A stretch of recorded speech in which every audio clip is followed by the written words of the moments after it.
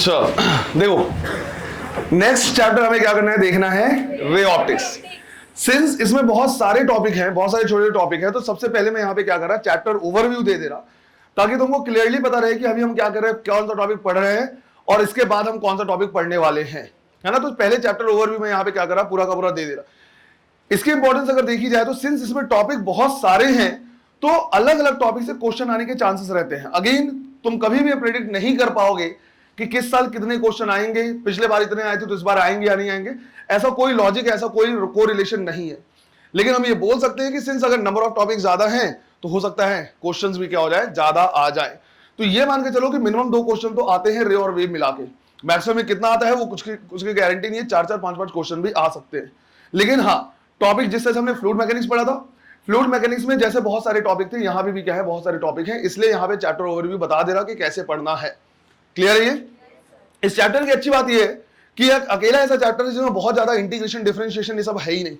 यह अकेला ऐसा चैप्टर है जिसमें कैलकुलेशन वाला पार्ट अगर हम क्या करें देखें तो मात्र एडिशन, सब्ट्रैक्शन, मल्टीप्लिकेशन, डिवीजन इतने से ही काम चल जाता है। हालांकि हम उसमें भी गलती करते हैं, लेकिन अगर हम साइन कन्वेंशन क्या करेंगे, सही तरीके से पकड़ लेंगे तो फिर दोबारा गलती नहीं होगी। तो इसमें हमें क्या करना है, जब पढ़ना है तो टॉपिक हमारा चैप्टर है रे ऑप्टिक्स। सबसे पहले इसमें हमें क्या करना है, पढ़ना है रिफ्लेक्शन के बारे में। सबसे पहला जो टॉपिक हमारा होगा वो होगा क्या, रिफ्लेक्शन। अब रिफ्लेक्शन को भी हम क्या करेंगे, 2 पार्ट में पढ़ेंगे। पहले हम पढ़ेंगे रिफ्लेक्शन बाय प्लेन मिरर। आज का जो टॉपिक रहेगा वही हमारा रहेगा reflection from the plane mirror. Plane mirror पढ़ने के बाद फिर हम क्या करेंगे, पढ़ेंगे रिफ्लेक्शन फ्रॉम स्फेरिकल मिरर। अब स्फेरिकल मिरर भी जो हमारे पास होंगे वो 2 टाइप के होंगे, एक होगा कॉनकेव और दूसरा होगा कॉन्वेक्स। तो जो स्फेरिकल मिरर है वो भी कॉनकेव एंड कॉन्वेक्स 2। रिफ्लेक्शन पढ़ने के बाद हम दूसरा टॉपिक यहां पे क्या करेंगे, देखेंगे रिफ्रैक्शन। जो सेकंड टॉपिक हमारा होगा वो रहेगा क्या, रिफ्रैक्शन। रिफ्रैक्शन को जब हम क्या करेंगे, पढ़ेंगे, तो अगेन हम उसको क्या करेंगे, 2 पार्ट में पढ़ेंगे। पहले पढ़ेंगे रिफ्रैक्शन फ्रॉम प्लेन सरफेस। अगर कहीं पे हमारे पास क्या है, प्लेन सरफेस है, तो वहां पे रिफ्रैक्शन। जब रिफ्रैक्शन फ्रॉम प्लेन सरफेस पढ़ेंगे तो यहां पे एक स्पेशल फिनोमेना पढ़ेंगे which is known as total internal reflection. यहीं पे हम क्या करेंगे, इसको भी देखेंगे। Refraction from plane mirror, plane surface पढ़ने के बाद हम पढ़ेंगे reflection from curved surface. Right, curved surface हम क्या करेंगे, पढ़ेंगे। कर्व्ड सरफेस से रिफ्रैक्शन में हम क्या करेंगे, 2 पार्ट में पढ़ेंगे। एक पार्ट हमारा क्या हो जाएगा पहले वन कर्व्ड सरफेस से। पहले हम क्या करेंगे, देखेंगे वन कर्व्ड सरफेस से। ये वो टॉपिक है जहां पे तुम्हारा साइन कन्वेंशन बहुत अच्छे से क्लियर हो जाएगा। एक बार में क्लियर नहीं होगा, लगाते लगाते यहां पे कुछ ऐसे हमारे पास क्वेश्चन है जिससे साइन कन्वेंशन बहुत अच्छे से क्या होगा, क्लियर होगा। इसके बाद कोई दिक्कत नहीं जाएगी। हो सकता है पहले तुम क्या करो, समझ जाओ, पर यहां पे कुछ ऐसे क्वेश्चंस है जिसमें क्या है, ट्रिकी टाइप के हैं, वो अच्छे से हम क्या करेंगे, समझ जाएंगे। जब हम वन कर्व्ड सरफेस से क्या करेंगे, समझ जाएंगे कि रिफ्रैक्शन कैसे होता है, तो फिर इसी को हम क्या करेंगे, इंप्लीमेंट करेंगे किसमें, 2 कर्व्ड सरफेस से। तो नेक्स्ट हमारे पास क्या होगा, refraction from 2 curved surface. Refraction from 2 curved surface और कुछ नहीं बल्कि रिफ्रैक्शन फ्रॉम लेंस है। 2 कर्व्ड सरफेस जब हम क्या करते हैं, लेते हैं, तो उसी को बोलते हैं क्या, लेंस। इतना पढ़ने के बाद एक टॉपिक हमारे पास रहेगा रिफ्रैक्शन फ्रॉम प्लेन सरफेस का, जो अपने आप में थोड़ा सा क्या है, बड़ा है, इसलिए उसको अलग से क्या करते हैं, पढ़ते हैं, and that is prism theory. यहां पे हम क्या करेंगे, पढ़ेंगे प्रिज्म थ्योरी, उसको अलग से हम क्या करेंगे, यहां पे डिस्कस करेंगे। प्रिज्म थ्योरी कंप्लीट करने के बाद हमें क्या करना है, पढ़ना है ऑप्टिकल इंस्ट्रूमेंट। राइट, इसके बाद हम क्या करेंगे, पढ़ेंगे ऑप्टिकल इंस्ट्रूमेंट। ऑप्टिकल इंस्ट्रूमेंट में 2 टाइप के इंस्ट्रूमेंट हम क्या करने वाले, देखने वाले हैं। एक देखने वाले हैं माइक्रोस्कोप और दूसरा टेलीस्कोप। तो दूसरा हमारे पास रहेगा टेलीस्कोप। माइक्रोस्कोप भी हमें क्या करना है, 2 टाइप से देखना है। एक देखना है सिंपल माइक्रोस्कोप और दूसरा माइक्रोस्कोप जो हमारे पास रहेगा वो रहेगा क्या, कंपाउंड माइक्रोस्कोप। इतने टॉपिक हमें क्या करने हैं इस चैप्टर में देखने। जहां पे लेंस जो हम क्या करेंगे, देखेंगे, तो लेंस में फर्दर क्या होंगे, बहुत अलग अलग टाइप के वैरायटीज के क्वेश्चन रहेंगे। लेंस को कट करेंगे, लेंस को सिल्वर कर देंगे, इस तरह के क्वेश्चन वहां पे बनेंगे। इतने हमें क्या करना, देखना। ऑप्टिकल इंस्ट्रूमेंट में एनसीईआरटी में एक और चीज दिया हुआ है, दैट इज स्ट्रक्चर ऑफ आई। लेकिन मेरा मानना यह है कि सिंस तुम बायो के स्टूडेंट्स हो, तुमको स्ट्रक्चर ऑफ आई मेरे से ज्यादा पता है, तो वो वाला टॉपिक मैं नहीं पढ़ाऊंगा, वो तुमने ऑलरेडी बायो में क्या किया है, पढ़ा हुआ है। तो यहां पे ये पूरा टॉपिक हम क्या करेंगे, पढ़ेंगे, और बिल्कुल इसी सीक्वेंस में ही क्या करेंगे, पढ़ेंगे, है ना। जैसे पहले पढ़ेंगे रिफ्लेक्शन फ्रॉम प्लेन, या फिर रिफ्लेक्शन फ्रॉम स्फेरिकल, फिर रिफ्रैक्शन, फिर 1 कर्व्ड सरफेस से 2 कर्व्ड सरफेस से, बिल्कुल ही। तो किसी भी पॉइंट पे तुमको ये पता होना चाहिए कि हम कौन सा टॉपिक पढ़ रहे हैं और आगे कौन सा टॉपिक आने वाला है। क्लियर? चलो इसको नोट करो पहले। देखो, तो आज हमें क्या करना है, देखना है reflection from plane surface, plane mirror. लेकिन उससे पहले हमें क्या करना है, कुछ चीजें जाननी है, क्योंकि ऑप्टिक्स हम क्या कर रहे हैं, शुरू कर रहे हैं, तो इससे पहले सारी चीजें हम क्लियर करेंगे। सबसे पहले हमें जानना है कि भाई ऑब्जेक्ट और इमेज होता क्या है। अगर तुमसे पूछा जाए कि ऑब्जेक्ट क्या होता है, क्योंकि यहां पे यही तो है, ऑब्जेक्ट है और उसका इमेज बनाना है, तो अगर तुमसे पूछा जाए कि ऑब्जेक्ट क्या होता है, कैसे डिफाइन करोगे, कैसे बताओगे?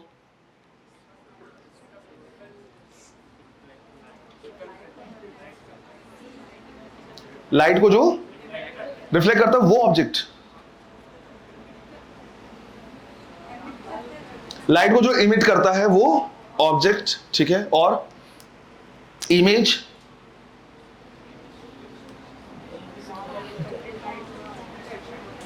जहां पे रिफ्लेक्टेड लाइट का इंटरसेक्शन होता है वहां पे इमेज बनता है, ठीक है।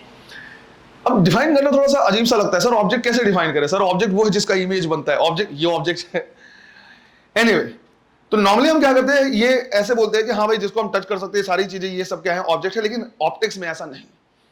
ऑप्टिक्स में सही तरीके से हमको इमेज और ऑब्जेक्ट का मीनिंग पता होना चाहिए, है ना, क्योंकि यहां पे क्या होगा, अलग अलग टाइप के क्वेश्चन आ सकते हैं। तो समझो, एक तो तरीका होता है सीधा सीधा कि सोर्स ऑफ लाइट जो हमारे पास है वो क्या कहलाएगा, ऑब्जेक्ट कहलाएगा। ये वो है जो सब कोई जानते हैं, बट 1% चांसेस, 1% केस ऐसे होंगे जिसमें बढ़िया क्वेश्चन आएगा। अगर मान लो कहीं पे रेज हैं, इंसिडेंट रे हैं, और वो कहीं पे क्या हो रहे हैं, मिल रहे हैं बिना किसी रिफ्लेक्शन या बिना किसी रिफ्रैक्शन के। अगर बिना किसी रिफ्लेक्शन या बिना किसी रिफ्रैक्शन के अगर लाइट रेज मिले तो वहां पे भी क्या बनता है, ऑब्जेक्ट बनता है। हम ऑब्जेक्ट को सिर्फ ऐसे डिफाइन नहीं करते हैं कि जो सोर्स ऑफ लाइट है। अगर रेज क्या हो रहे हैं, मान लो ऐसे रेज आ रहे हैं और यहां कहीं पे क्या हुए, मिले। अब ये जो रेज है ना तो रिफ्लेक्ट हुए ना तो रिफ्रैक्ट हुए हैं, तो यहां जहां पे मिलेंगे वहां पे भी क्या कहलाएगा, ऑब्जेक्ट कहलाएगा।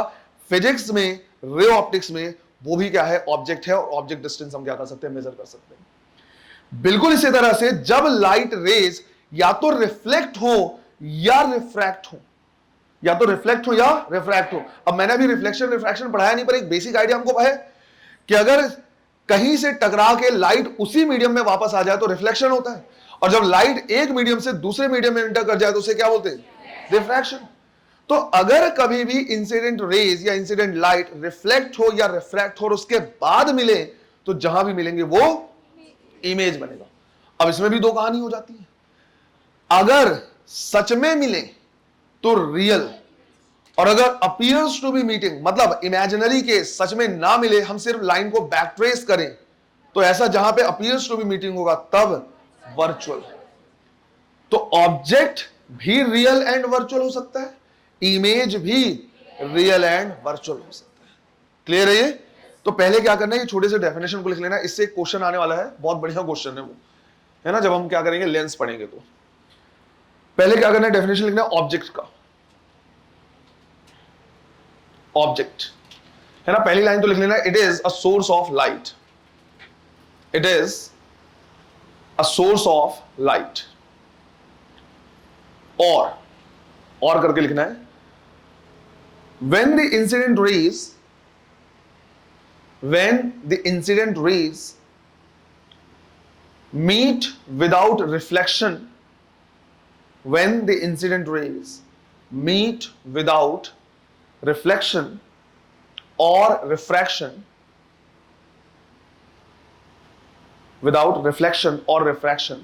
then the object is formed. Object is formed. इसमें भी अगली लाइन लिखना है, if the rays actually meet, if the rays actually meet, then the object is real, then the object is real, and if they appears to be meeting, and if they appears to be meeting, then the object is virtual, then the object is virtual। तो यहां पे हम क्या कर रहे हैं, देख रहे हैं बेसिकली ऑब्जेक्ट।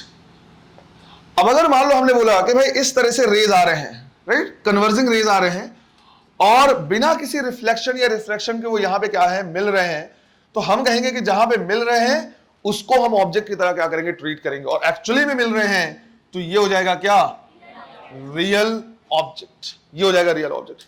लेकिन अगर मान लो ये रेज इस तरह से आ रहे थे और बीच में ही हमने यहां पे क्या कर दिया, एक प्लेन मिरर रख दिया इनके रास्ते में, जब ये क्या कर रहे थे इस तरह से आ रहे थे तो हमने क्या कर दिया, प्लेन मिरर रख दिया। अब क्या ये एक्चुअली में बिना रिफ्लेक्शन के मिल पाएंगे, नहीं, अब बिना रिफ्लेक्शन के मिल ही नहीं पाएंगे। तो अगर मैं इनको क्या करूं, चेक करूं इस तरह से कि कहां पे जाके मिलते, तो मैं जब ये बोल रहा हूं कि मिलते, तो ये क्या हो गया, इमेजिनरी केस, मतलब अगर ये मिरर में हटा दूं तब जाके मिलते हैं, लेकिन क्या सच में मिल रहे हैं, नहीं। तो सिंस ये अपीयर्स टू बी मीटिंग है, और अगर ये नहीं होता तो ये जो जहां मिल रहा है वो बिना किसी रिफ्लेक्शन या रिफ्रैक्शन के, तो हम कहेंगे कि ये क्या है, वर्चुअल ऑब्जेक्ट। क्यों, क्योंकि अगर ये मिरर नहीं होता तो ये बिना किसी रिफ्लेक्शन या रिफ्रैक्शन के यहां पे जाके क्या करते, मिलते। तो ये हो गया क्या, वर्चुअल ऑब्जेक्ट। इसी तरह से इमेज को हम कैसे डिफाइन करते हैं कि जब लाइट रेज आफ्टर रिफ्लेक्शन या रिफ्रैक्शन मिले तो जहां मिलेंगे वहां क्या बनेगा, इमेज बनेगा। अगर एक्चुअल में मिले तो real image appears to be meeting virtual. तो हमें पता है ये दोनों क्या होंगे, प्लेन मिरर से क्या होंगे, टकरा के रिफ्लेक्ट होंगे और रिफ्लेक्ट होके यहां पे मिलेंगे। तो क्या ये सच में मिल रहे हैं, हाँ, तो ये आफ्टर रिफ्लेक्शन ये क्या हो रहे हैं, सच में मिल रहे हैं, तो हम कहेंगे यहां पे बनेगा क्या, रियल इमेज, यहां पे बनेगा रियल इमेज। इसी तरह से अगर मान लो मैंने बोला कि यहां पे प्लेन मिरर लिया है, अब यहां पे मैंने सोर्स ऑफ लाइट ले लिया, तो ये भी ऑब्जेक्ट कहलाएगा। इससे एक रेज निकला इधर, दूसरा रेज निकला इधर, तो ये हो गया हमारा क्या, रियल ऑब्जेक्ट, क्योंकि एक तरीके से सोर्स ऑफ लाइट है। अब जब यहां पे क्या होगा, लाइट गिरेगा तो ये क्या होगा, रिफ्लेक्ट होगा, रिफ्लेक्ट होकर ये इधर चला गया और ये इधर चला गया। जो रिफ्लेक्टेड रेज हैं एक दूसरे से डाइवर्ज हो रहे हैं, क्या ये सच में कहीं मिलेंगे, नहीं। तो जब मैं इनको क्या करूंगा, बैक ट्रेस करूंगा ये जानने के लिए कि अगर ये पीछे की तरफ जाते और मिलते तो कहां पे मिलते। तो सिंस ये रिफ्लेक्टेड रेज हैं जिनको हमने बैक ट्रेस किया है और ये यहां पे अपीयर्स टू बी क्या है, मीटिंग, ऐसा लग रहा है जैसे यहां पे मिल रहा है, यहां पे क्या मिलेगा, इमेज, और वो भी कैसा, वर्चुअल। तो यहां पे हमें मिलेगा क्या, वर्चुअल। तो दोनों कहानी तुमको पता होनी चाहिए, दोनों टाइप पता होना चाहिए, real image virtual object and real object and virtual image. अब समझो यहां पे तुमने एक चीज सीखा है, तुमको ये सिखा दिया गया है कि प्लेन मिरर का जो इमेज होता है हमेशा कैसा होता है, वर्चुअल। यही सिखाया है कि प्लेन मिरर में जो इमेज बनता है वो कैसा बनता है, हमेशा वर्चुअल। लेकिन यहां पे अगर तुम ध्यान से देखो तो रियल इमेज ही बना है, प्लेन मिरर है। तो अगर ऑब्जेक्ट वर्चुअल है तो इमेज रियल बन सकता है, इस चीज का क्या करना है, ध्यान रखना है। दूसरी चीज जो तुमको क्या करनी, ध्यान रखनी है, वो ये कि जब मैंने तुमको थर्मो पढ़ाया था तो मैंने, याद करो, मैंने एक चीज बोला था कि थर्मो में जब भी ग्राफ बनाओगे एरो बहुत जरूरी है, क्योंकि अगर तुमने एरो नहीं बनाया कि वो क्लॉकवाइज है एंटी क्लॉकवाइज है तो work done on the system by the system हो सकता है और बाय द ऑन द हो सकता है, साइन कन्वेंशन चेंज हो जाता है। बिल्कुल उसी तरह से ऑप्टिक्स में भी ग्रंथों में लिखा है कि अगर तुमने एरो नहीं लगाया तो सीधा नर्क में जाओगे। एरो बहुत जरूरी है, क्योंकि अगर तुमने एरो नहीं लगाया तो इमेज ऑब्जेक्ट बन सकता है और ऑब्जेक्ट इमेज बन सकता है, दोनों बिल्कुल सिमिलर है, सिर्फ एरो का ही डिफरेंस है। क्लियर है ये, इस तरह से। तो पहले इसको ड्रॉ करो यहां तक, है ना, और इमेज का डेफिनेशन लिख सकते हो खुद से। क्या हो जाएगा इमेज का definition, when the rays meet after reflection or refraction then image is formed. If they actually meet then image is real, they appears to be meeting, image is virtual. clear है ये, और ये वहां पे क्या करना है, फिर बना लेना है, बनाओ। या रिफ्रैक्शन के मिल रहे हैं या आफ्टर रिफ्लेक्शन और रिफ्रैक्शन मिल रहे हैं। क्लियर है ये, रियल और वर्चुअल का भी मीनिंग तुमको क्या होना चाहिए, पता होना चाहिए। अब अगर हमने क्या कर लिया, सीख लिया है, तो हमें क्या करना है, अब बेसिकली देखना है रिफ्लेक्शन फ्रॉम प्लेन मिरर। तो टॉपिक डालना है रिफ्लेक्शन फ्रॉम प्लेन मिरर।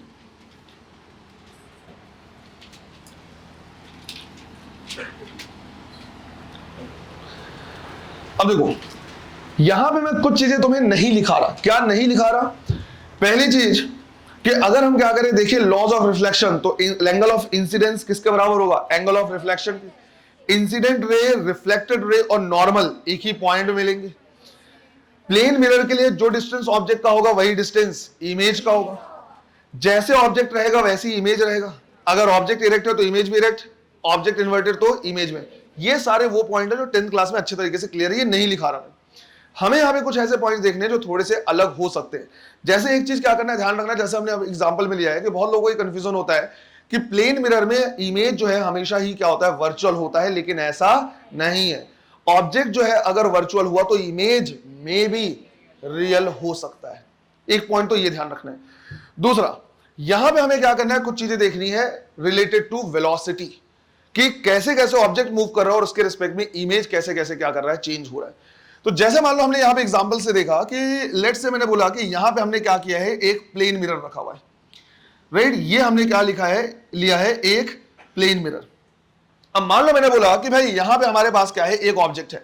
यहां पे न्यूमेरिकल वैल्यू लेके अगर देखेंगे तो ज्यादा अच्छे से समझ में आ जाएगा। तो मान लो मैंने बोला कि भाई जो हमने ऑब्जेक्ट लिया हुआ है वो प्लेन मिरर से लेट से इनिशियली कितना है, 10 मीटर के डिस्टेंस पे। तो हमने ये सीखा हुआ है कि भाई इसका जो इमेज बनेगा वो भी सेम डिस्टेंस में बनेगा। तो ऑब्जेक्ट डिस्टेंस और इमेज डिस्टेंस क्या होते हैं, सेम होते हैं, है ना। तो ये सेम है। अब मान लो मैंने तुमको क्या किया, बोला कि भाई ऑब्जेक्ट को हमने क्या कर दिया है, इधर मूव करा दिया। इसको हमने मूव कराया कितना, 1 मीटर। तो अब इनके बीच का डिस्टेंस कितना रह गया, 9 मीटर। तो ऑब्वियस सी बात है जो इमेज है वो भी क्या करेगा, मूव कर जाएगा अपनी जगह से। तो इमेज जो है वो भी मूव कर जाएगा और कितना मूव करेगा, 1 मीटर ही। तो अब इसके बीच का डिस्टेंस कितना बचा, 9 मीटर बचा। तो पहली चीज तो हमें समझ में आ रहा है कि मान लो मैंने बोला कि इस 1 मीटर को मैंने 1 सेकंड में मूव कराया है, तो यही उसकी क्या कहला जाएगी, वेलोसिटी, 1 मीटर पर सेकंड। तो जो वेलोसिटी ऑब्जेक्ट का रहेगा न्यूमेरिकली वही वेलोसिटी किसका रहेगा, इमेज का रहेगा। भाई 1 सेकंड में ये भी 1 मीटर मूव किया है, 1 सेकंड में ये भी वही मूव किया है। तो मैं यहां पे बोल सकता हूं कि वेलोसिटी ऑफ ऑब्जेक्ट सिर्फ और सिर्फ न्यूमेरिकली किसके बराबर होगा, वेलोसिटी ऑफ इमेज की, क्योंकि दोनों का डायरेक्शन क्या रहेगा, अपोजिट रहेगा, है ना, डायरेक्शन अपोजिट रहेगा। बट तुमसे ये नहीं पूछेगा, तुमसे ही पूछेगा कि अगर मुझे क्या करना है, रिलेटिव वेलोसिटी निकालनी है किसकी, ऑब्जेक्ट की विथ रिस्पेक्ट टू इमेज या इमेज की विथ रिस्पेक्ट टू ऑब्जेक्ट। तो अगर तुम क्या करो, चेक करो, तो पहले दोनों के बीच का डिस्टेंस टोटल कितना था, 20 मीटर, ऑब्जेक्ट और इमेज के बीच। नया पोजीशन जो ऑब्जेक्ट का और इमेज का है, इनके बीच का टोटल डिस्टेंस कितना है, 18 मीटर। कितने का डिफरेंस आया, 2 मीटर का। और ये डिफरेंस कितने टाइम में आया, 1 सेकंड में ही आया। 1 सेकंड में इसको मूव कराया, ठीक उतने में ये आ गया।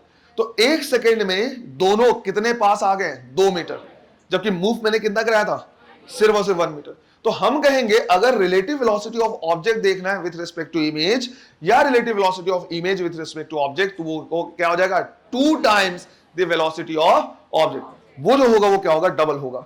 तो यहां पे क्या करना है, इस पॉइंट को थोड़ा सा क्या करना है, ध्यान रखना है। Relative velocity of object with respect to image कितना हो जाएगा, 2 times of velocity of object. ये हो गया। इसी तरह से हो सकता है कि मैं ऑब्जेक्ट को या इमेज को ना मूव कराऊं, किसको मूव कराऊं, मिरर को। मिरर को भी मूव कराया जा सकता है। तो उसके हिसाब से भी हमें क्या करना है, देखना है कि अगर मिरर को हम मूव करा रहे हैं तो ऑब्जेक्ट या इमेज कैसे मूव कर रहे हैं।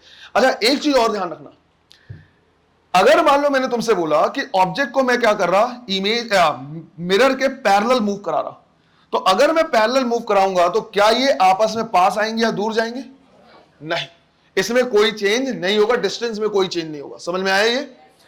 इसी तरह से अगर मैं बोलूं कि वेलोसिटी ऑफ ऑब्जेक्ट इस तरह से है, तो इसको हम 2 कंपोनेंट में रिजॉल्व कर सकते हैं, एक परपेंडिकुलर और एक पैरेलल। परपेंडिकुलर वाला जो कंपोनेंट होगा वही क्या करेगा, डिस्टेंस को चेंज करेगा, जबकि पैरेलल कंपोनेंट से कोई अंतर नहीं आना है। इसका क्या करना है, ध्यान रखना है। तो पैरेलल कंपोनेंट से कोई अंतर नहीं आएगा, है ना। अगर मैंने इसको ऊपर मुकाया तो ये ऊपर जाएगा, लेकिन वेलोसिटी वही रहेगी, सेम रहेगी। हाँ, पास लाऊंगा तो ये पास आएगा। तो इमेज डिस्टेंस या ऑब्जेक्ट डिस्टेंस तो ही तभी चेंज होगा जब उसका वेलोसिटी का कौन सा कंपोनेंट लेंगे, right, perpendicular component to mirror, ऐसे। एनीवे, दूसरा हमने बोला कि लेट से हमने बोला कि भाई पहले प्लेन मिरर का पोजीशन ये है, यहां पे हमने क्या कर लिया है, ऑब्जेक्ट ले लिया है, और हमने कहा कि ऑब्जेक्ट का डिस्टेंस, वही न्यूमेरिकल वैल्यू ले लेते तो अच्छे समझ में आ जाएगा, कितना है, 10 मीटर। अब अगर ऑब्जेक्ट 10 मीटर है तो इससे जो इमेज होगा वो भी कितना होगा, 10 मीटर ही होगा। अब यहां से मैंने प्लेन मिरर को क्या करा दिया, मूव करा दिया, या तो इधर मूव करा सकता हूं या इधर मूव करा सकता हूं, कहीं भी। तो लेट से मैंने बोला कि प्लेन मिरर को मैंने क्या कर दिया है, मूव करा दिया यहां पे। अब ये हो गया क्या, प्लेन मिरर का पोजीशन। ये कितना मूव करा दिया, 1 मीटर। जब मैं प्लेन मिरर को 1 मीटर क्या करूंगा, मूव कराऊंगा, तो अब ऑब्जेक्ट का डिस्टेंस इससे कितना हो जाएगा, 11 मीटर। तो जब ये 11 मीटर हो जाएगा तो इमेज जो हमारा बनेगा वो भी इससे कितना बनेगा, 11 मीटर बनेगा। अब थोड़ा सा क्या करना है, ध्यान रखना है। वापस से अगर हम क्या करें देखें तो हम कहेंगे कि पहले ऑब्जेक्ट और इमेज के बीच का डिस्टेंस कितना था, 20 मीटर। अब दोनों के बीच का डिस्टेंस कितना हो गया, 22। तो यहां से अगर मैं इमेज को देखूं कि भाई इमेज कितना मूव किया है, तो वो 2 मीटर मूव कर गया विद रिस्पेक्ट।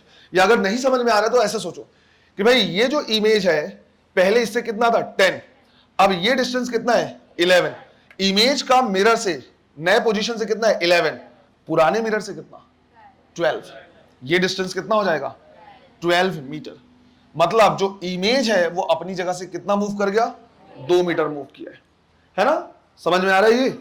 तो हम कहेंगे कि जो वेलोसिटी ऑफ इमेज है वो क्या हो जाएगा, 2 times velocity of mirror. 2 times हो जाएगा वेलोसिटी ऑफ मिरर। क्योंकि वही हम क्या कर रहे हैं, देख रहे हैं कि मान लो सारा डिस्टेंस हमने चेंज किया 1 सेकेंड में, कि भाई 1 सेकेंड में इसको हमने क्या करा दिया, आगे ले गए 1 मीटर, तो मिरर की वेलोसिटी हो गई 1 मीटर पर second.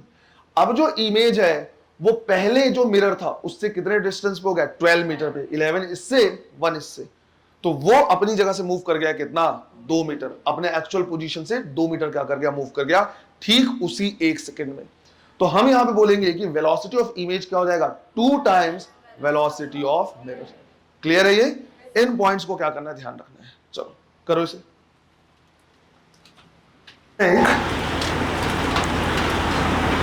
A plane mirror is moving with velocity. A plane mirror is moving with velocity 4i cap plus 5j cap plus 8k cap. 4i cap plus 5j cap plus 8k cap. A point object in front of plane mirror, a point object in front of plane mirror moves with a velocity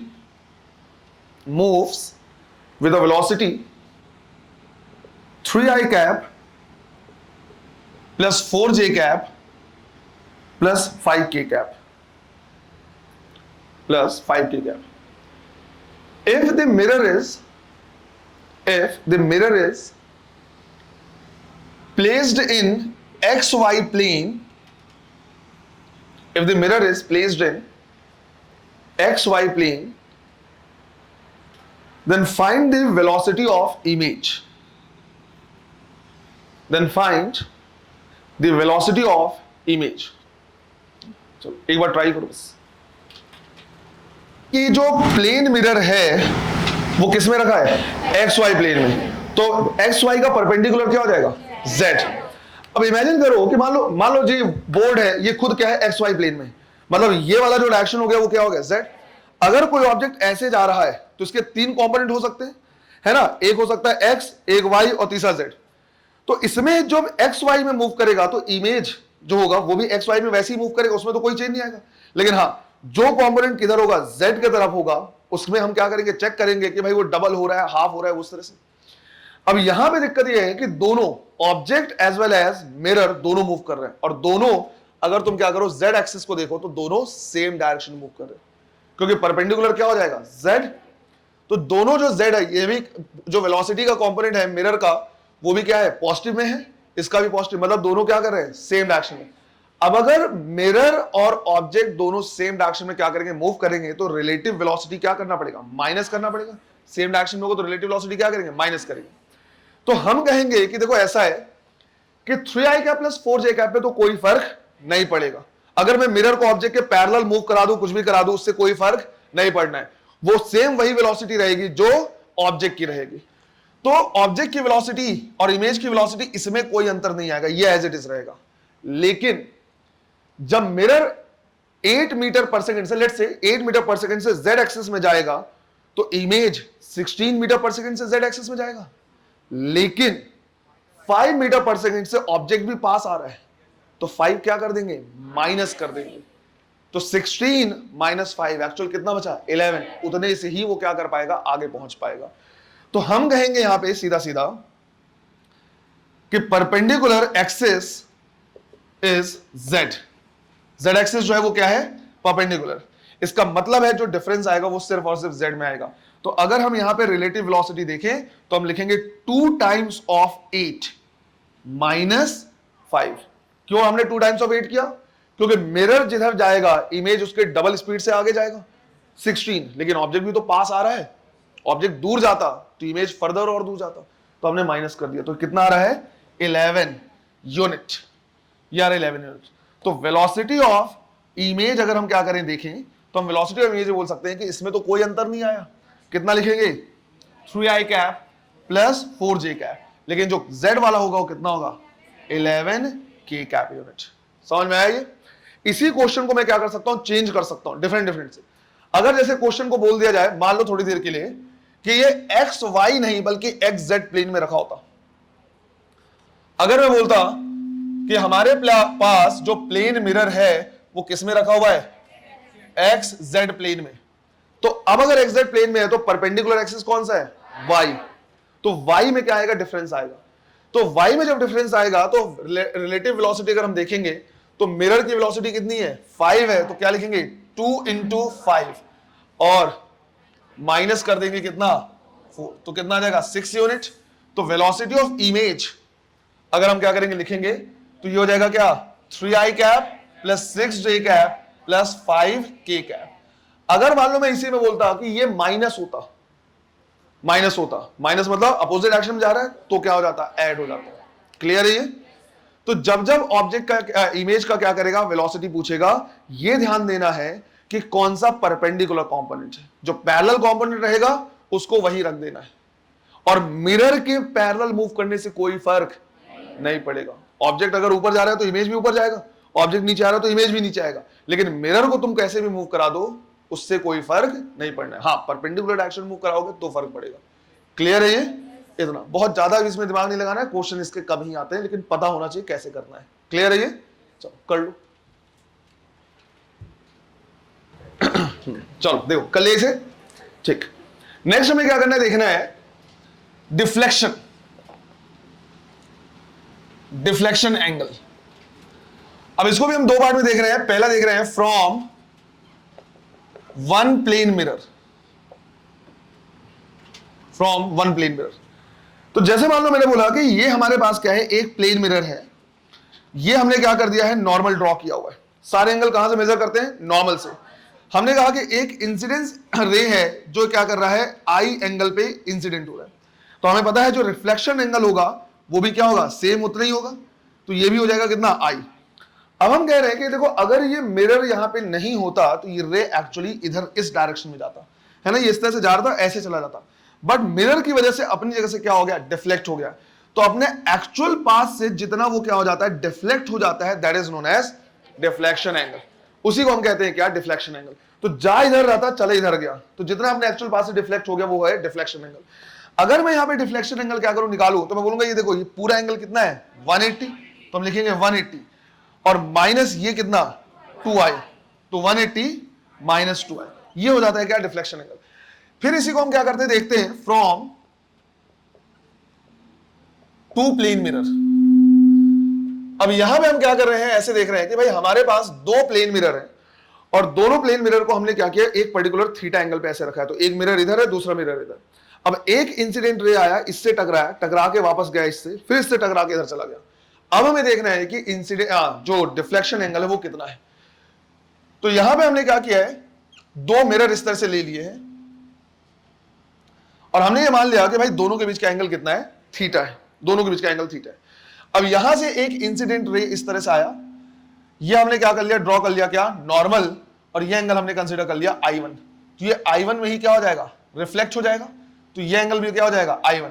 फिर ये यहां पे पहुंचा, यहां पे भी हमने क्या किया, इससे हमने नॉर्मल ड्रॉ कर दिया, ऐसे इसमें नॉर्मल ड्रॉ कर दिया और ये एंगल मान लिया कितना, I2। तो ये यहां से भी वापस चला जाएगा कितने पे, I2 एंगल में। अब मुझे जानना है कि भाई टोटल डिफ्लेक्शन है कितना। तो अगर मैं टोटल डिफ्लेक्शन एंगल देखूं तो मैं लिखूंगा थीटा डेल्टा 1 प्लस डेल्टा 2, इसने जितना डिफ्लेक्ट किया प्लस इसने जितना डिफ्लेक्ट किया, टोटल ऐसे। इसको हम लिख सकते हैं 180 माइनस 2i1, और इसे लिख सकते हैं 180 माइनस 2i2।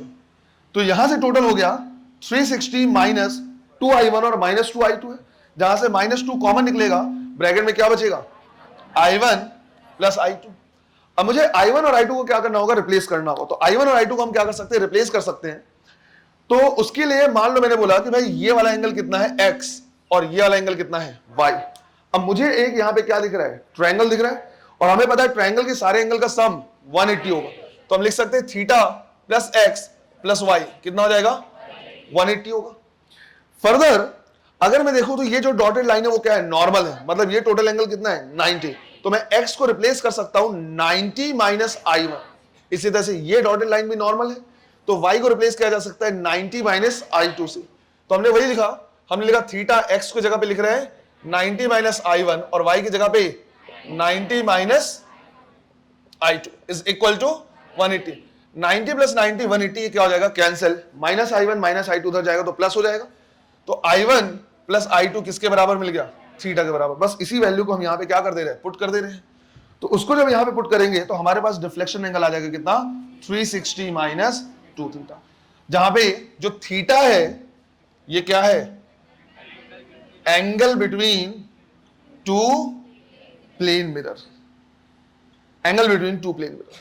तो सीधा हम क्या कर सकते हैं, ऐसे निकाल सकते हैं कि दोनों के बीच में कितना एंगल दिया है, बस उतना ही हमें ध्यान रखना है, और 360 माइनस क्या कर देना है, 2 थीटा कर देना है, वो आ जाएगा डिफ्लेक्शन एंगल। क्लियर है ये? चलो इसको भी करो।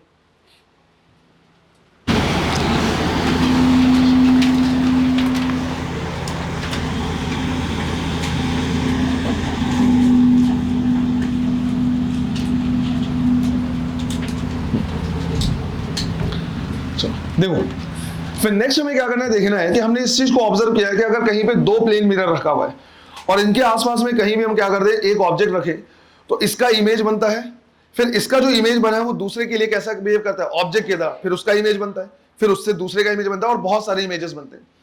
तो यहां पे भी हमें क्या करना है, देखना है कि कितने नंबर ऑफ इमेजेस बनेगा। अब अगर कितने नंबर ऑफ इमेजेस बनेंगे वो डिपेंड करता है कि दोनों मिरर के बीच का एंगल कितना है। तो यहां पे हम क्या कर रहे हैं, देख रहे हैं number of images from two plane mirror. इसमें कुछ भी डिराइव नहीं करना है, सिंपल जो फॉर्मूला है उसको क्या करना है, याद रखना है, इसलिए इसको साथ साथ में लिख सकते हो तुम, टू प्लेन मिरर। तो लेट से हमने यहां पे क्या किया, दो प्लेन मिरर लिया है इस तरह से, और हमने कहा कि दोनों के बीच का जो एंगल है वो कितना है, थीटा है। अब यहां पे जरूरी है कि हम क्या कर लें, इसका एंगल बाइसेक्टर ले लें। तो ये हमने क्या कर लिया है, ले लिया है एंगल बाइसेक्टर। अब यहां पे नंबर ऑफ इमेजेस कितने बनेंगे वो सीधा सीधा डिपेंड करेगा कि हम इसको निकालेंगे किससे, 360 डिग्री डिवाइड बाई थीटा से। मान लो हमने बोला कि भाई 360 डिवाइड बाई थीटा, ये आया क्या, m, और जो m है वो है क्या, even number. For example 360 divide by 60 कर दे, कितना आ जाएगा, 6। तो 6 क्या है, इवन नंबर। तो अगर ये इवन नंबर आ रहा है तो जो नंबर ऑफ इमेज होगा वो एक क्या करके कम करके आंसर देंगे, हम बोलेंगे कि कितना बनेगा, 5। तो अगर 6 आ रहा है तो एक कम कर देंगे और आंसर देंगे कितना, 5।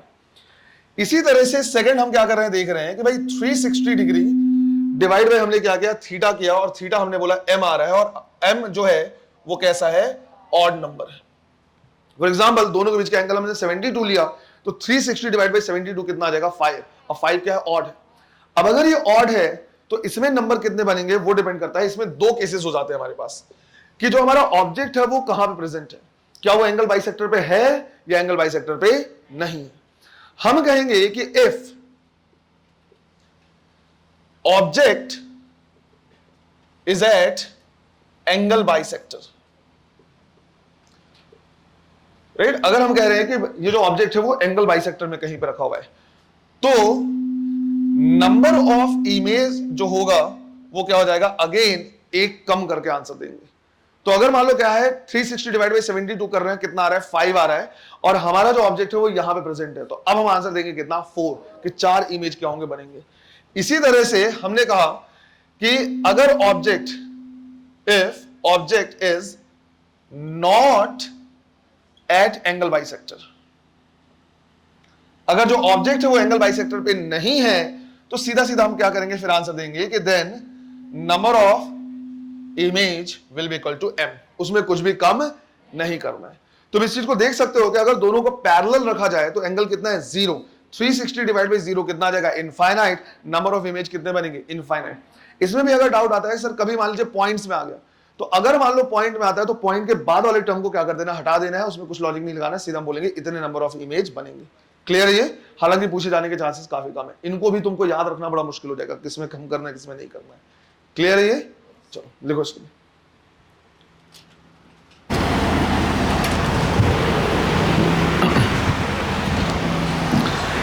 फिर हमें यहां पे क्या करना है, देखना है, ये बहुत ही सिंपल और बढ़िया टाइप का क्वेश्चन होगा अगर आ गया तो।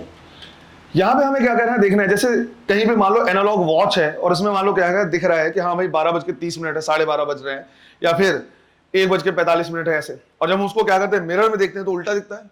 तो तुमसे क्या करेगा, इस तरह के क्वेश्चन बोलेगा कि अगर हमें एनालॉग वॉच में मान लो 12:20 दिख रहा है, तो जब हम उसको क्या करेंगे मिरर में देखेंगे तो हमें कितना टाइम दिखेगा।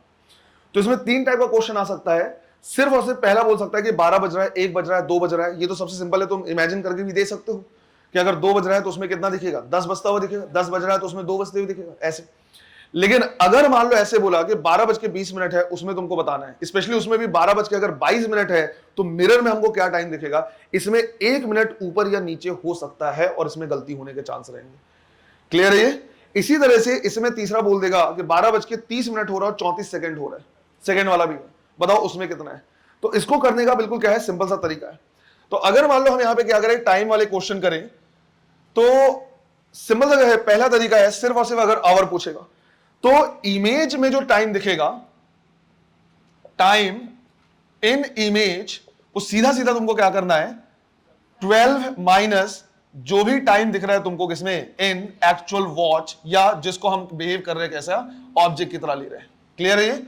मतलब ये हुआ कि अगर तुमको क्या दिख रहा है, वॉच में दिख रहा है कि भाई 2 बज रहा है, कितना बज रहा है, 2 बज रहा है, तो 12 माइनस 2 इमेज जो उसमें दिखेगा, तुमको मिरर में दिखेगा कितना बचेगा, 10 दिखेगा, है ना। तो टाइम इन, इसको हम ऐसे लिख ले रहे हैं मिरर, बेसिकली इसमें क्या बनेगा, इमेज।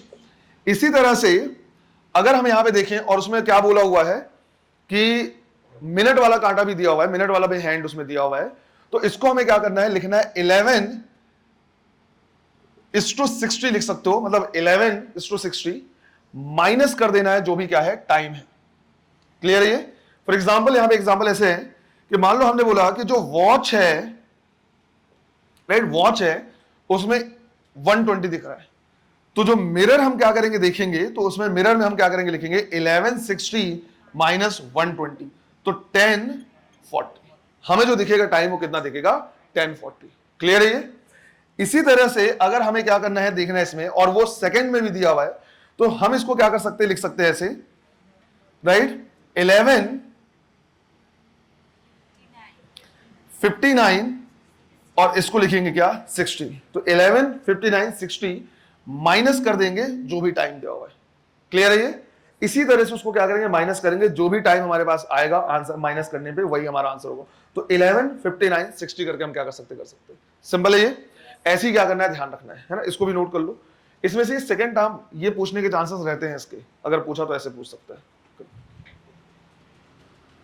फिर यहां पे हमें क्या कहता है, क्वेश्चन आता है कि भाई प्लेन मिरर से अगर इमेज बन रहा है तो उसके क्वेश्चन को टैकल कैसे करना है।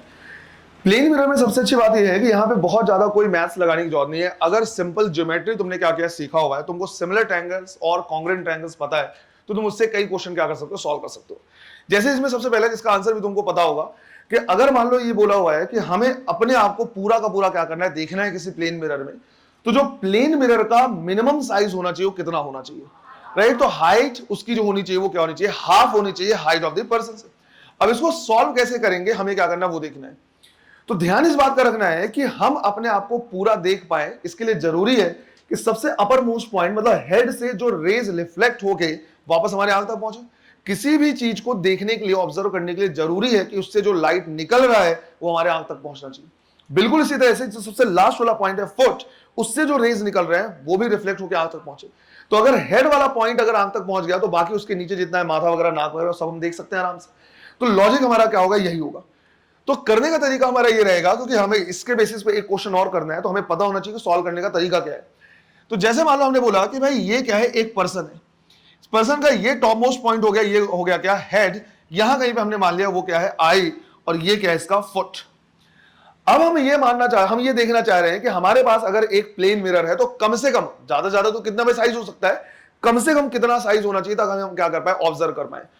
तो जब हम क्या करेंगे, मिरर को सेट करेंगे तो ऐसे सेट करेंगे कि उसका सबसे अपर मोस्ट पॉइंट हेड और आई के मिड पॉइंट में यहां कहीं पे हो, और उसका जो लोअर पॉइंट है वो आई और फुट के मिड पॉइंट पे कहीं पे हो। इस तरह से हम क्या करेंगे, उसको एडजस्ट करेंगे ऐसे। ये हो गया हमारा क्या, प्लेन मिरर। इसको हमने ऐसे इसलिए एडजस्ट किया है क्योंकि हम चाहते हैं कि सबसे टॉप मोस्ट पॉइंट से जो रेज निकल रहा है वो यहां के सबसे टॉप मोस्ट पॉइंट से क्या करे, टकराए और रिफ्लेक्ट होके कहां तक पहुंचे, आइस तक पहुंचे, राइट। बाकी जो एक्स्ट्रा हाइट है इधर अगर कहीं पे रहेगा तो एक्स्ट्रा हाइट हो गया, उसकी जरूरत नहीं है। इसी तरह से हम यहां पे बोलेंगे कि फुट से निकलने वाला रेज एटलीस्ट सबसे लोअर मोस्ट पॉइंट से क्या करे, टकराए और रिफ्लेक्ट होके वापस आंख तक यहां तक पहुंचे। अब मुझे जानना है कि भाई ये हाइट और इस हाइट में क्या है, रिलेशन क्या है।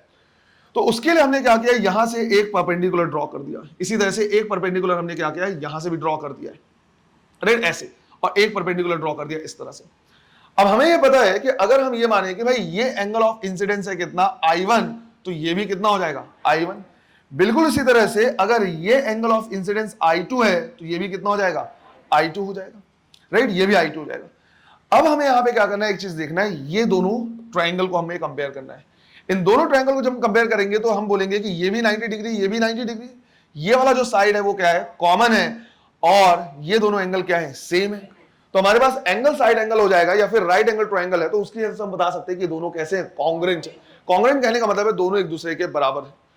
तो अगर दोनों बराबर हैं तो ये वाला साइड ड्रॉ करने में जरूर ऊपर नीचे दिख रहा होगा, वो अलग बात है। अगर हमने बोला कि ये वाला लेंथ अगर x है तो ये लेंथ भी कितना होगा, x होगा। बिल्कुल उसी तरह से इन दोनों ट्रायंगल को भी हम क्या करेंगे, चेक करेंगे। हम बोलेंगे ये भी दोनों 90 डिग्री कॉमन साइड है और ये एंगल क्या है, बराबर है, तो ये भी दोनों क्या होंगे, कॉन्ग्रुएंट। तो हम कहेंगे कि अगर ये y है तो ये भी कितना हो जाएगा, y हो जाएगा। अब ये लाइन क्या है, पैरेलल है। अगर ये x है तो ये भी कितना हो जाएगा, x। इसी तरह से ये लाइन पैरेलल है, ये y है तो ये भी कितना हो जाएगा, y। अब दोनों को अगर मैं कंपेयर करूं तो मैं यहां से लिख सकता हूं कि जो हाइट ऑफ पर्सन है वो 2 times of x plus 2 times of y के बराबर है, तो 2 times of x plus y। इसी तरह से अगर हम हाइट ऑफ प्लेन मिरर देखें तो ये कितना है, x, और ये कितना है, y।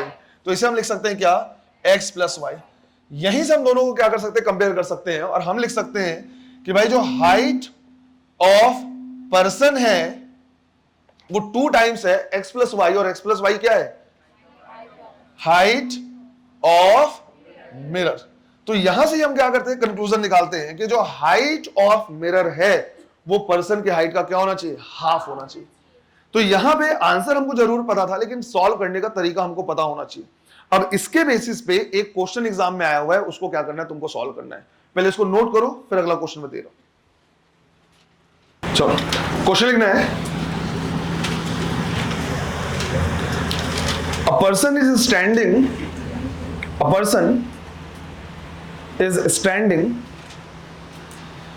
at the midpoint of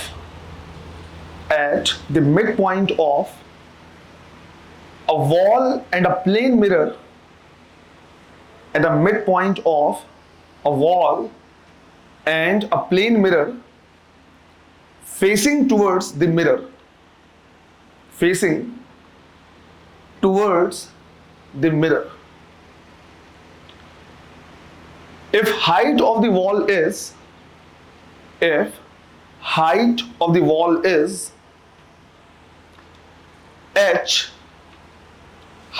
wall is h, then what should be the minimum height of mirror? What should be the minimum height of mirror so that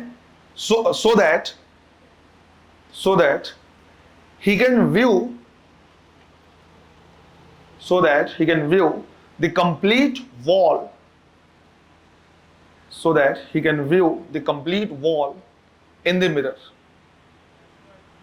in the mirror.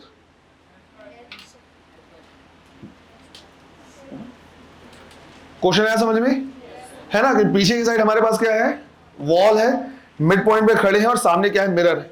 हम चाहते हैं कि जो पीछे का मिरर है, वो है वॉल है, वो पूरा का पूरा इस मिरर में क्या हो, कंप्लीट दिखे। तो उसकी जो मिनिमम हाइट होनी चाहिए वो कितनी होनी चाहिए। देखो क्वेश्चन जेई में आया हुआ है,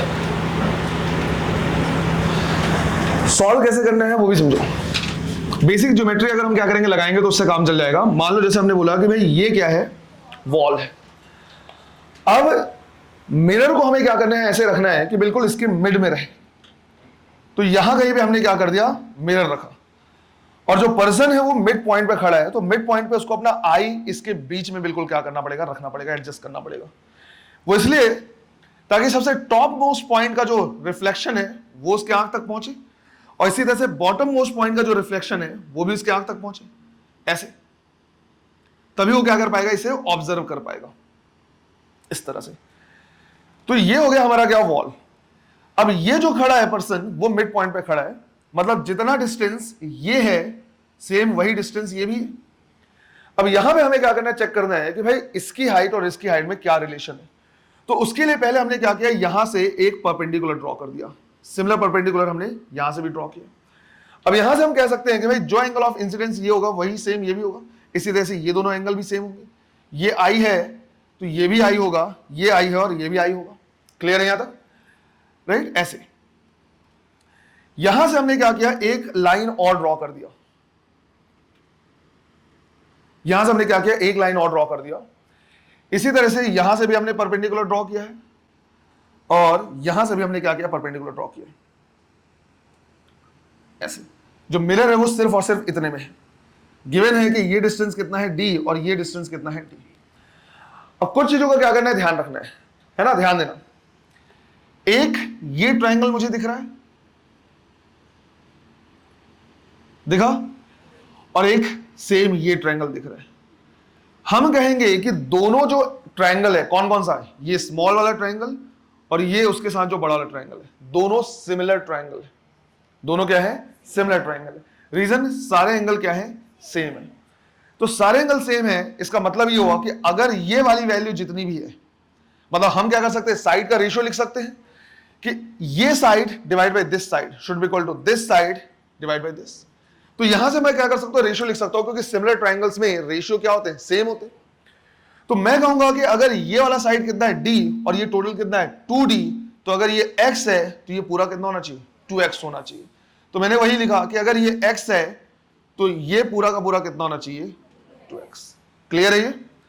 इसी तरह से सेम लॉजिक हम क्या कर सकते हैं, इस ट्रायंगल में, ये जो यहां पे ट्रायंगल दिख रहा है एक छोटा सा, और ये जो बड़ा सा ट्रायंगल है वहां भी लगा सकते हैं कि ये d है और ये टोटल d है, तो ये x है तो ये टोटल कितना होना चाहिए, 2x। तो अगर ये x है तो हमने कहा कि ये टोटल कितना हो जाएगा, 2x हो जाएगा। क्लियर है यहां तक। अब इन दोनों ट्रायंगल को हमें क्या करना है, देखना है। ये दोनों ट्रायंगल क्या होंगे, कॉन्ग्रुएंट ट्रायंगल होंगे, है ना। मेरे बनाने की वजह से वो छोटा और बड़ा दिख रहा है वो अलग बात है, लेकिन अगर हम देखें तो ये दोनों 90 डिग्री कॉमन साइड है, ये एंगल सेम है, तो दोनों क्या है, कॉन्ग्रुएंट एंगल। ये x है तो ये भी कितना होगा, x। इसी तरह से ये दोनों कॉन्ग्रुएंट है, ये x है तो ये भी कितना, x। अब देखो ये पैरेलल लाइन ड्रॉ किया हुआ है, अगर ये वाला वैल्यू x है तो ये भी कितना हो जाएगा, x हो जाएगा, और ये भी कितना हो जाएगा, x हो जाएगा। क्लियर है। ये वाली वैल्यू कितनी होगी, x, और ये वाली वैल्यू भी कितनी, x। अब इसके हिसाब से तुमको क्या करना है, देखना है जो वॉल की हाइट है वो 2x plus x plus x plus 2x, मतलब कितना हो गया, 6। तो यहां से हम क्या कर सकते हैं, लिख सकते हैं कि भाई हाइट ऑफ वॉल जो है वो किसके बराबर है, 6x। और इसी तरह से अगर मैं मिरर की बात करूं तो कितना है, 2x। तो हाइट ऑफ मिरर वो कितना है, 2x। दोनों का अगर हम क्या कर ले, रेशियो ले ले, तो height of wall divide by height of mirror कितना आएगा, 3:1, सॉरी 3:1। तो यहां से हमें समझ में आएगा कि हाइट ऑफ मिरर कितना हो जाएगा, h/3। ध्यान ये रखना है कि प्लेन मिरर में कई क्वेश्चन सिमिलर ट्रायंगल और कॉन्ग्रुएंट ट्रायंगल के अप्रोच से बन जाते हैं। कल को अगर वो नया क्वेश्चन क्या करेगा, फ्रेम करेगा किसी भी टाइप से, तो थोड़ा सा क्या करना, ध्यान रखना है कि अप्रोच करना कैसे। ये तो तुमने रटा हुआ है, पता भी तो होना चाहिए सॉल्व कैसे करना है। तुमको क्या लगता है एज इट इज बिल्कुल ही उठा के दे देगा क्या, तो अप्रोच तुमको पता होना चाहिए, आंसर आ जाएगा अगर तुमको ये पता है कि सॉल्व कैसे करना है। अगर तुम्हें पता है कि सॉल्व करने का तरीका क्या है, तो तुम किसी भी टाइप का क्वेश्चन सॉल्व कर सकते हो, उसके सराउंडिंग के क्वेश्चन सॉल्व कर सकते हो, थोड़े मेरे वेरिएशन के साथ। बस रटा हुआ है तो बस उतना ही है, और जरूरी नहीं कि बिल्कुल एज इट इज हुआ है। क्लियर है ये? तो पता होना चाहिए। बहुत सारे क्वेश्चन कॉन्ग्रुएंट से और सिमिलर ट्रायंगल से बन जाएंगे। क्लियर है ये? कल वाली क्लास में अब वहां से मेन शुरू होगा। ये तो हमने क्या किया, जो पढ़ा है इसमें से आंसर के चांसेस थोड़े से कम रहते हैं, प्लेन मिरर बहुत, लेकिन कोई भी गैप नहीं छोड़ना है। एक बार सारी चीजें कंप्लीट करके रखना है कि अगर क्वेश्चन आया तो बन ही जाना चाहिए। ऑप्टिक्स के क्वेश्चन नहीं छोड़ना है। साइन कन्वेंशन में ही दिक्कत जाती है, वो दिक्कत नहीं जाएगी, धीरे धीरे वो भी क्या हो जाएगा, क्लियर हो जाएगा। ये ऐसा है जहां पे कैलकुलेशन उतना ज्यादा नहीं रहेगा। कई क्वेश्चन ऐसे रहेंगे जहां पे तुम कैलकुलेशन में उलझ जाओगे इनके क्वेश्चन में, एक्सेप्ट प्रिज्म थ्योरी। बाकी जहां पे बहुत ज्यादा कैलकुलेशन नहीं है, कैलकुलेशन में नहीं उलझोगे, ध्यान रखना है। तो ऑप्टिक्स ऐसा है जिसको छोड़ने की जरूरत है ही नहीं, छोड़ना ही नहीं है। तो कल वाली क्लास से हम क्या करेंगे, शुरू करेंगे रिफ्लेक्शन फ्रॉम स्फेरिकल मिरर, और वहां से चीजें क्या होंगी, फिर थोड़े से स्मूथली चलेंगे। नंबर ऑफ क्वेश्चंस हमारे क्या रहेंगे, ज्यादा रहेंगे। क्लियर है ये? चलो, थैंक यू।